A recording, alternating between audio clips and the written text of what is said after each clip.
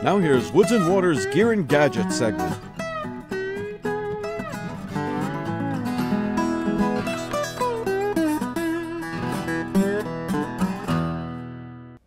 Hi folks, I hope you're enjoying the show. My name is Bob Donnellan. I'm with Giant International. We're the licensee for two-way radios, Motorola branded two-way radios in the US. And I want to speak to you just a few minutes about two-way radios, and in particular why these are a better tool for you when you're out there hunting deer than cell phones. If you think about cell phones today, most people use them in the woods and they text message from themselves to other people. And while it's fine because it's not sending out a lot of noise out there, quite frankly, it's not a good way to communicate in that environment. You think about when you're text messaging, your head's face down, you're trying to get that little keyboard to work. Every time you send a text message, you're not looking at what's around you.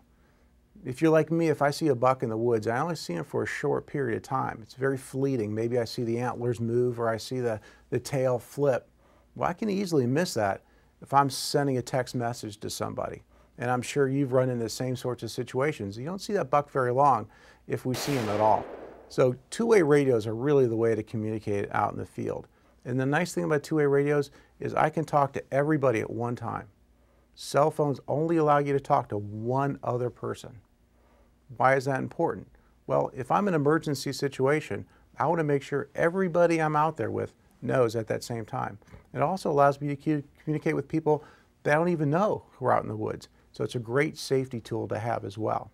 Some of the features that are important in two-way radios for you when you go out there hunting deer. One thing I would encourage everyone to do is when you open up your package, look at the manual. And this is true of everybody who makes two-way radios, not just Motorola. Look for the section that talks about Roger beep. And that's that little sound that you hear every time you turn the radio on or press the push to talk button. First thing you want to do is go through the manual, go through the menu, and take that beep off. Every manufacturer allows you to do that. You don't need that out in the woods. You're going to hear that beep when you press the button. You're going to hear your partners and your friends' beeps when they do it as well. So you want to take that off. The second thing I encourage you to do is find a channel other than channel 1. Less people will be using those channels and there'll be a lot less chatter on your radio.